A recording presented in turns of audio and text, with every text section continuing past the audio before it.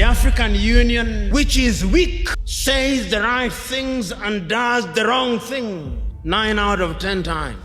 And what are the critical areas in which we are weak? We are weak politically.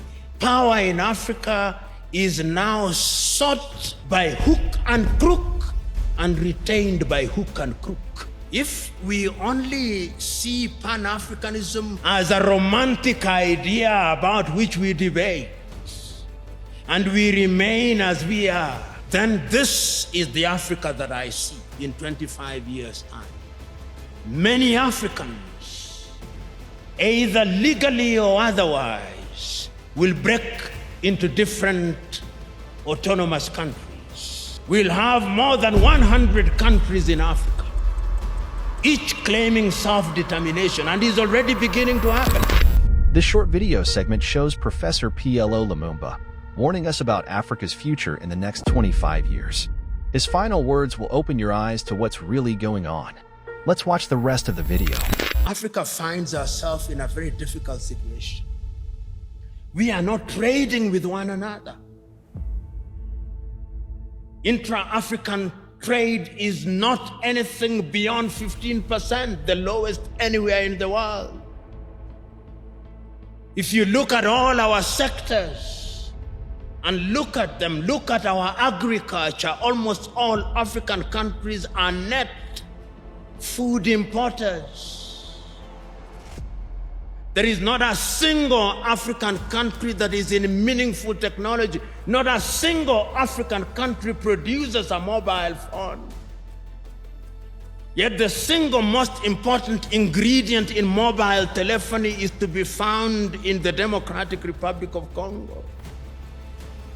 Not a single African country produces a car other than assembling completely knocked down kits. There is no meaningful production of pharmaceutical products in Africa. And if there was any doubt, COVID exposed it. All African countries, the 55 of them, are waiting to either receive Sinovac from China, Sputnik from Russia, AstraZeneca, Johnson or Moderna. And we don't even know what they are because our bureaus of standardization don't know. If you ask the Ethiopian Bureau of Standards what they are asking us to be injected with, they do not know. They just believe it is a vaccine because the Americans have said so, or because the Chinese have said so.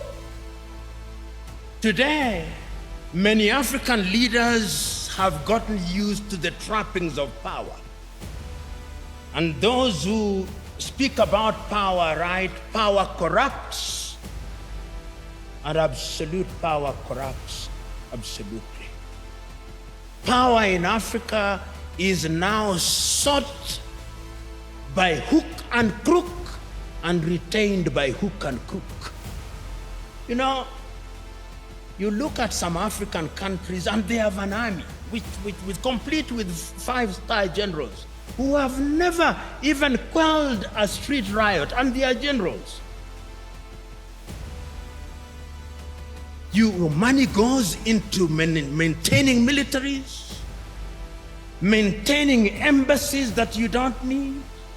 You see why Africa is poor? All these 55 countries have embassies. If we were one, there would only be one ambassador for Africa in the United States of America. There would only be one army with regional policing. Am I being naive or simplistic? Yes, we can create a single Africa with a loose government, a confederal government,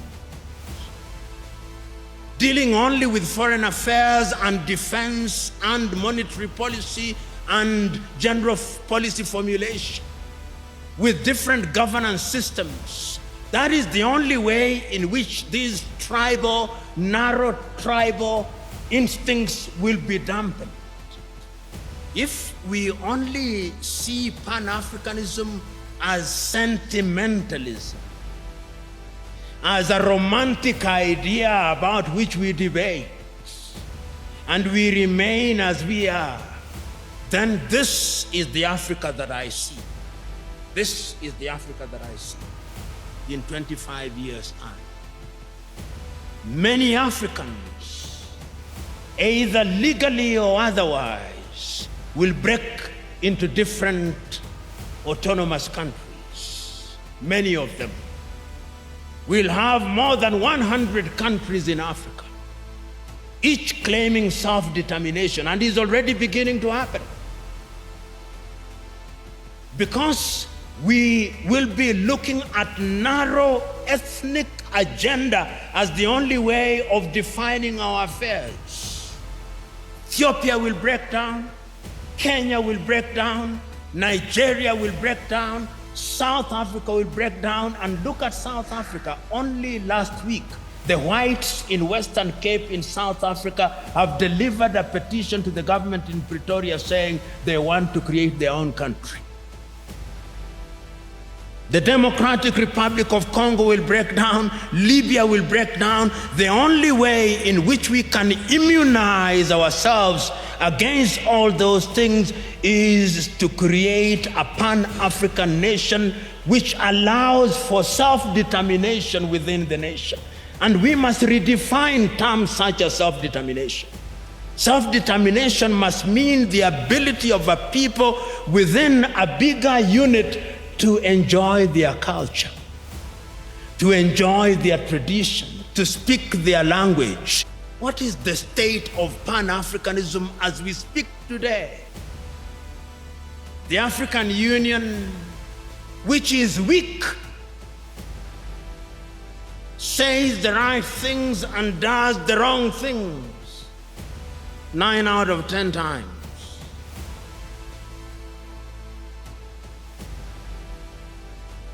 And what are the critical areas in which we are weak? We are weak politically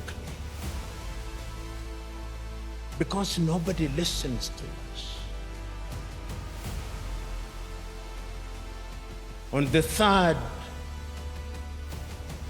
day of March, 1900, on the 6th day of March, 1997, Mwalimu Julius Kambarage of Tanzania, speaking in Accra, Ghana, on the occasion of the 40th anniversary of the independence of Ghana, said, the speech is entitled, "We Unite or We Perish." And Mwalimu says, I want to apologize to Kwame Nkrumah. Those of us who believed in gradualism were wrong. Nkrumah was right. But Nkrumah also did not appreciate the level of suspicion that existed amongst the leaders at that time. Our generation, he says, fought for the liberation of Africa. It is the duty of the new generation to carry the torch forward. He says in his plea, he says that I do not believe that the tribe can be the basis of mobilization in Africa. And he said that as I travel along across the world, people do not care about our Tanzanianness or our Ghanaianness or our Kenyanness or our Ethiopianness. In their eyes, we are all Africans. And perhaps that is what we should use as the building block in order to talk about African unity. But we are not being naive about that unity. Because sometimes when we talk about Pan-Africanism and about African unity, people think we are being too simplistic about it. No, it is not being simplistic and being naive. It is recognizing that as long as we remain the way we are, then Africa in the next 25 years will be recolonized. Pixley Kaisa Kaseme said, and I conclude with him, Africa is diverse. Some people say that because of our diversity, she cannot unite. She can, Because unity in diversity is possible if we understand what human beings need. In the nature of things, human beings need security. In the nature of things, human beings need food. Human beings need medical services. They need infrastructure. If you have a government that allows that, he said, then it reminds me of the piano. If you press the black button of the piano, it produces some sound. If you press the white one, it produces some sound. But if you press both the black and the white, it produces melodious music. And I think that the new Pan-Africanism must look to that. And you who have the honor and privilege of thinking and working in government, it is your duty to start that journey. It is not going to be easy, but it is an intergenerational journey. Play your part, for it can be done, and it must be done. Now that you've heard Professor PLO Lumumba's warning, what do you think the future holds for Africa? Do you believe unity is still possible, or are we in trouble? Drop your thoughts in the comments. Let's have the conversation Africa desperately needs. If you found this video valuable or thought-provoking, please consider supporting us with a like and subscribing to the channel. It's completely free, but it makes a big difference in helping us keep this content coming. And don't stop here, check out the next video. I think you're really going to enjoy it.